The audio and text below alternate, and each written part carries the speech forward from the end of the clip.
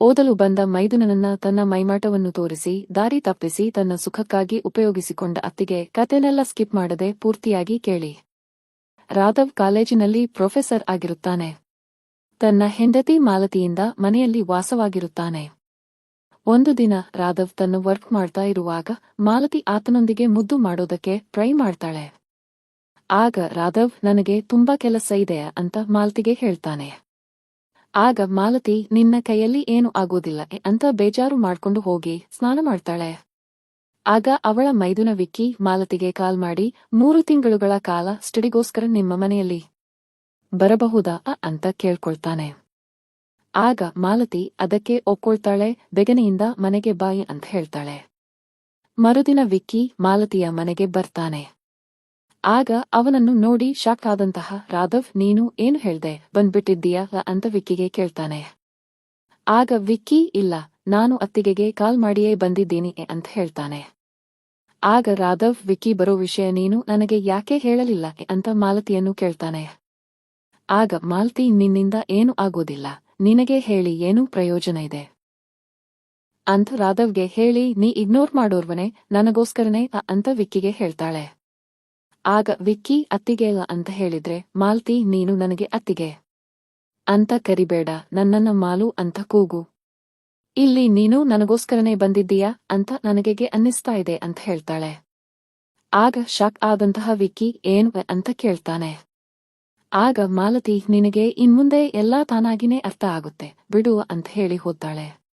ನಂತರ ವಿಕ್ಕಿ ತನ್ನ ಲವರ್ ಸೋನಂಗೆ ಕಾಲ್ ಮಾಡಿ ನಾನು ಕೂಡ ಮುಂಬೈಗೆ ಬಂದು ನಿನ್ನ ಕಾಲೇಜಿನಲ್ಲಿ ಅಡ್ಮಿಷನ್ ಮಾಡಿಸಿದ್ದೀನಿ ಅಂತ ಹೇಳ್ತಾನೆ. ಮರುದಿನ ಮಾಲತಿ ರಾಧವನನ್ನ ಇಗ್ನೋರ್ ಮಾಡ್ತಾ ವಿಕ್ಕಿಯನ್ನಷ್ಟೇ ತಿಂಡಿ ತಿನ್ನಿ ಅಂತ ಕರೀತಾಳೆ. ಆಗ ವಿಕ್ಕಿ ಮಾಲು ಅಂತ ಮಾಲತಿಯನ್ನು ಕರೀತಾನೆ.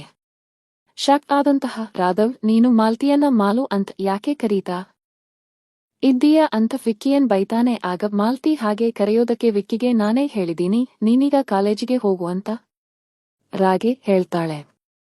ನಂತರ ವಿಕ್ಕಿ ನಾನು ನಿನಗೊಂದು ಗಿಫ್ಟ್ ತಂದಿದ್ದೀನಿ ಅಂತ ಮಾಲತಿಗೆ ಪಾಯಲ್ ನನ್ನ ಕೊಡ್ತಾಳೆ.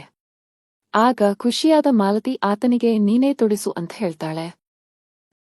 ಮೋಡಿ ಸಂಭೋಗ ವಶೀಕರಣ ಸ್ಪೆಷಲಿಸ್ಟ್ ವಶೀಕರಣಕ್ಕೋಸ್ಕರನೇ ಕರೆ ಮಾಡಿ. ಮಹಾಕಾಳಿ ತಾಂತ್ರಿಕ ಪೀಠಂ ಶ್ರೀ ಮಹಾ ಅಘೋರ ತಪಸ್ವಿ ನಿಮ್ಮ ಪ್ರೀತಿಯನ್ನ ಮರಳಿ ಪಡೆಯಬೇಕೇ? ನಿಮ್ಮ ಪ್ರೀತಿಯನ್ನ ಮನೆಯಲ್ಲಿ ಒಪ್ಪುತ್ತಿಲ್ಲವೇ? ನೀವು ಇಷ್ಟಪಟ್ಟ ವ್ಯಕ್ತಿ ನಿಮ್ಮಂತೆ ಆಗಬೇಕೇ? ಲವ್ ಮ್ಯಾರೇಜ್ ನಲ್ಲಿ ಕುಟುಂಬದಿಂದ ಕಿರಿಕಿರಿಯಾಗುತ್ತಿದೆಯೇ? ನಿಮ್ಮ ಪತಿ ಅಥವಾ ಪತ್ನಿಗೆ ಪರಸ್ತ್ರೀ ಸಹವಾಸ ಬಿಡಿಸಬೇಕೇ?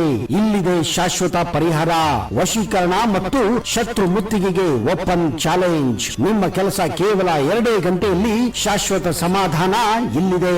ಕೆಲಸ ಆಗದಿದ್ದಲ್ಲಿ ನಿಮ್ಮ ಹಣ ವಾಪಸ್. ಗುಪ್ತ ಅಘೋರ ವಾಮ ಪದ್ಧತಿಯಿಂದ ಇಲ್ಲಿ ಶಾಶ್ವತ ಪರಿಹಾರ ಗ್ಯಾರಂಟಿ. ಆಗ ವಿಕ್ಕಿ ತನ್ನ ಕೈಯಾರೆ ಮಾಲತಿಗೆ ಪಾಯೆಲ್ಲ ಹಾಕ್ತಾನೆ. ನಂತರ ರಾಧವ್ ಕಾಲೇಜಿನಿಂದ ವಾಪಸ್ ಬರ್ತಾನೆ. ಆಗ ವಿಕ್ಕಿ ಹಾಗೂ ಮಾಲತಿ ಪ್ರೈವೇಟ್ ಆಗಿ ರೂಮಲ್ಲಿ ಕೂತ್ಕೊಂಡಿರುತ್ತಾರೆ. ವಿಕ್ಕಿ ಬನಿಯನ್ನಲ್ಲಿನೇ ಇರ್ತಾನೆ. ಇದನ್ನು ನೋಡಿದವರಿಗೆ ಕೋಪಗೊಂಡಂತಹ ರಾಧವ್ ನೀನಿಲ್ಲಿ ಓದೋದಕ್ಕೆ ಬಂದದ್ದೀಯಾ ಅಥವಾ ಟೈಮ್ ಪಾಸ್ ಮಾಡೋಡಕ್ಕೆ ಬಂದದ್ದೀಯಾ ಅಂತ ವಿಕ್ಕಿಯನ್ನ ಬೈತಾನೆ.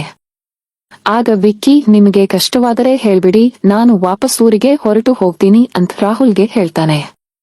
ಆಗ ಮಾಲತಿ ಅದೇನು ಬೇಡ ಈ ಮನೆ ನನ್ನ ತಂದೆಯದ್ದು ನಾವಿಬ್ಬರು ಬೇರೆ ರೂಮ್ಗೆ ಹೋಗೋಣ ಬಾ ಅಂತ ವಿಕ್ಕಿಯ ಕೈ ಹಿಡಿದು ಕರ್ಕೊಂಡು ಹೋಗ್ತಾಳೆ.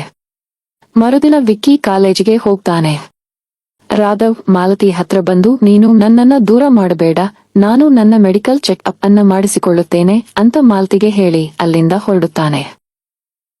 ಆಗ ಮಾಲತಿ ನಿನ್ನ ಅವಶ್ಯಕತೆ ಯಾರಿಗಿದೆ ನನಗೆ ಬೇರೆ ವ್ಯವಸ್ಥೆನೇ ಮಾಡಿಕೊಂಡು ಬಿಟ್ಟಿದ್ದೀನಿ ಅಂತ ಅಂದುಕೊಳ್ಳುತ್ತಾ ವಿಕ್ಕಿಗೆ ಕಾಲ್ ಮಾಡಿ ಕಾಲೇಜಿನ ನಂತರ ಮಾಲ್ಗೆ ಬಾ ಅಂತ ನಾವು ಸಿನಿಮಾ ನೋಡೋಣ ಅಂತ ಹೇಳ್ತಾಳೆ. ಈ ಕಡೆ ವಿಕ್ಕಿ ಸೋನಂಗೆ ಮೀಟ್ ಆಗ್ತಾನೆ. ಆಗ ಸೋನಂ ಅಪ್ಪನ 2 ಕಿಡ್ನಿ ಫೇಲ್ ಆಗ್ಬಿಟ್ಟಿದಾವೆ ಆಸ್ಪತ್ರೆಗೆ 10 ಲಕ್ಷ ಹಣ ಬೇಕು ಏನ್ ಮಾಡೋದು ಗೊತ್ತಾ ಇಲ್ಲಂತ ವಿಕ್ಕಿಗೆ ಕೇಳ್ತಾಳೆ.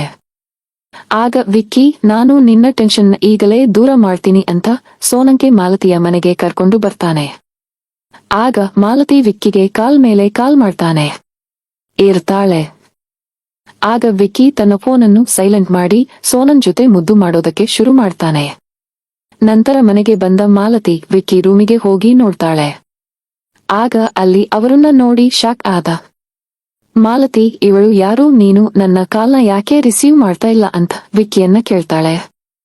ಆಗ ವಿಕ್ಕಿ, ನಾನು ಕಾಲೇಜಿನಲ್ಲಿ ಇದ್ದಿದ್ದಕ್ಕೆ ಫೋನ್ ಸೈಲೆಂಟ್ ಮಾಡಿದ್ದೆ. ಇವಳು ನನ್ನ ಫ್ರೆಂಡ್ ಸೋನಂ. ಈ ಕೆಲವು ತಂದೆ ಆಸ್ಪತ್ರೆಗೆ ಇದ್ದಾರೆ, ಹೆಲ್ಪ್ ಬೇಕಾಗಿತ್ತು. ಅದಕ್ಕೋಸ್ಕರ ನಿಮ್ಮ ಹತ್ರ ಕರ್ಕೊಂಡು ಬಂದಿದ್ದೇನೆ, ನೀವೇ ಏನಾದ್ರೂ ಹೆಲ್ಪ್ ಮಾಡಿ ಅಂತ ಮಾಲ್ತಿಗೆ ಕೇಳ್ತಾನೆ. ಆಗ ಮಾಲ್ತಿ ಸೋನಂಗೆ ತನ್ನಿಗೆ ಪರಿಚಯ ಆಯ್ತು. ಹಾಸ್ಪಿಟಲ್ ಅಡ್ರೆಸ್ ಕೊಟ್ಟು ಅಲ್ಲಿಗೆ ಹೋಗಿ ನನ್ನ ಹೆಸರು ಹೇಳು, ನಿಮಗೆ ಹೆಲ್ಪ್ ಸಿಗುತ್ತದೆ ಅಂತ ಹೇಳಿ ಕಳಿಸ್ತಾಳೆ. ನಂತರ ವಿಕ್ಕಿ ಕೋಪಗೊಂಡ ಮಾತಿಯನ್ನ ಸಮಾಧಾನ ಮಾಡೋದಕ್ಕೆ, ನೀನು ಕೇವಲ ಮಾತನ್ನಷ್ಟೇ ಆಡ್ತೀಯಾ ಅಥವಾ ಏನಾದರೂ ಮಾಡ್ತೀಯೋ ಅಂತ ಕೇಳ್ದಾನೆ. ಆಗ ಖುಷಿಯಾದ ಮಾಲ್ತಿ ಆತನ ಜೊತೆ ಮುದ್ದು ಮಾಡ್ತಾ ಸ್ವರ್ಗ ಸುಖ ಕಾಣುತ್ತಾಳೆ. ಆಮೇಲೆ 1 ವಾರಗಳ ನಂತರ ಸೋನಂ ಮಾಲತಿಯ ಮನೆಗೆ ಬಂದು, ನಿಮ್ಮಿಂದ ತುಂಬಾನೇ ಹೆಲ್ಪ್ ಆಯ್ತು, ಕಡಿಮೆ ಖರ್ಚಿನಲ್ಲಿ ನನ್ನ ತಂದೆ ಬಂಡನವರ ಆಪರೇಷನ್ ಕೂಡ ಆಯ್ತು ಅಂತ ಹೇಳಿ ಅವಳಿಗೆ ಸೀರೆಯನ್ನ ಗಿಫ್ಟ್ ಮಾಡ್ತಾಳೆ. ಆಗ ವಿಕ್ಕಿ ಸೋನಾಳನ್ನ ಡ್ರಾಪ್ ಮಾಡೋದಕ್ಕೆ ಹೋಗ್ತಾನೆ. ನಂತರ ರಾಘವ್ ಮಾಲತಿಯ ಬಳಿ ಬಂದು ಅವಳಿಗೊಂದು ಗಿಫ್ಟ್ ಕೊಟ್ಟು, ನಾನೀಗ ಹಾಸ್ಪಿಟಲ್ಗೆ ತೋರಿಸಿಕೊಂಡು ಬಂದಿದ್ದೀನಿ ಅಂತ ಹೇಳಿ ಮಾಲತಿಯನ್ನ ಎತ್ತಿಕೊಳ್ಳುವಂತೆ ರೂಮಿಗೆ ಹೋಗಿ ಮುದ್ದು ಮಾಡೋದಕ್ಕೆ ಶುರು ಮಾಡ್ತಾನೆ. ಆಗ ಮಾಲತಿಗೆ ಖುಷಿಯಾಗುತ್ತೆ. ಅವನ ಜೊತೆ ಮೂವ್ ಮಾಡಬೇಕು ಅನ್ನೋ ಅಷ್ಟರಲ್ಲಿ ರಾಧವನ ಎನರ್ಜಿಯಿಂದ ಖಾಲಿಯಾಗೋಯಿಸುತ್ತದೆ. ಆಗ ಕೋಪಗೊಂಡಂತಹ ಮಾಲತಿ, ಈಗ ಯಾಕಾಯ್ತು, ನೀನು ನಿಜವಾಗ್ಲೂ ಆಸ್ಪತ್ರೆಗೆ ಹೋದಿಯೋ ಇಲ್ವೋ ಅಂತ ಅವರ ಮೇಲೆ ಕೋಪಗೊಂಡಂತೆ ಇದ್ದಾಳೆ. ಆಗ ರಾಧವ್, ನಾನು ಹಾಸ್ಪಿಟಲ್ಗೆ ಹೋಗಿಲ್ಲ, ನಿನಗೆ ಸುಳ್ಳು ಹೇಳ್ದೆ ಅಂತ ಹೇಳ್ತಾನೆ. ಆಗ ವಿಕ್ಕಿ ಅದನ್ನೆಲ್ಲ ಕಂಡು ಕೇಳಿಸಿಕೊಳ್ತಾ ಇರ್ತಾನೆ. ಮಾಲತಿ, ನಿನ್ನ ಕೈಯಿಂದ ಏನು ಆಗೋದಿಲ್ಲ ಅಂತ ರಾಘವ್ ಮೇಲೆ ಕೋಪ ಮಾಡಿಕೊಂಡು ಟೆರೆಸ್ ಮೇಲೆ ಹೋಗಿ ಅಳೋದಕ್ಕೆ ಶುರು ಮಾಡ್ತಾಳೆ. ಆಗ ವಿಕ್ಕಿ ಅಲ್ಲಿಗೆ ಹೋಗ್ತಾನೆ. ಮಾಲ್ತಿ, ನಾನು ಈಗ ಅವನನ್ನು ಮದುವೆಯಾಗಿ ತಪ್ಪು ಮಾಡ್ಬಿಟ್ಟೆ. ಅವನಿಂದ ನನಗೆ ಯಾವುದೇ ಸುಖ ಸಿಗ್ತಾ ಇಲ್ಲ.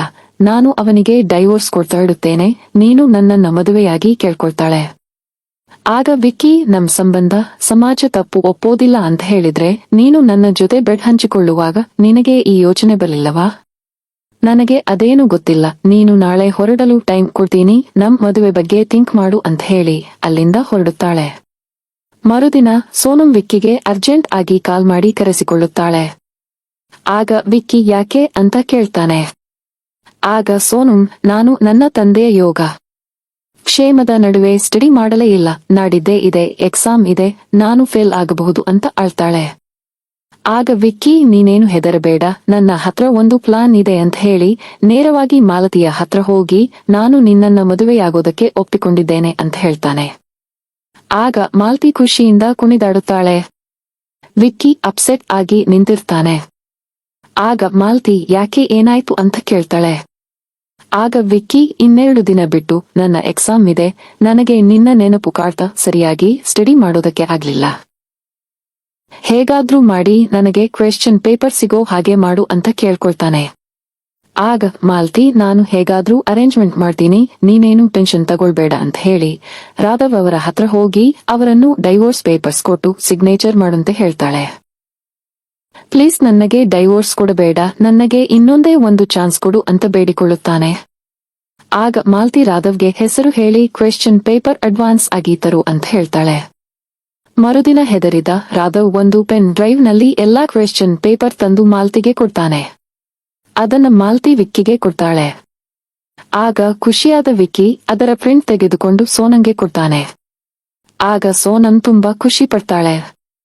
ವಿಕ್ಕಿ, ನೀನು ಇಷ್ಟಕ್ಕೆ ಖುಷಿ ಪಡಬೇಡ, ನಾನು ಈ ಕ್ವೆಶ್ಚನ್ ಪೇಪರ್ಗಳನ್ನ ಕಾಲೇಜಿನಲ್ಲಿ ಸೇಲ್ ಮಾಡಿ ಸಾಕಷ್ಟು ಹಣ ಮಾಡ್ತೀನಿ, ಆಮೇಲೆ ನಾವಿಬ್ಬರು ಮದುವೆಗೆ ಹೋಗೋಣ ಅಂತ ಸೋನಂಗೆ ಹೇಳ್ತಾನೆ.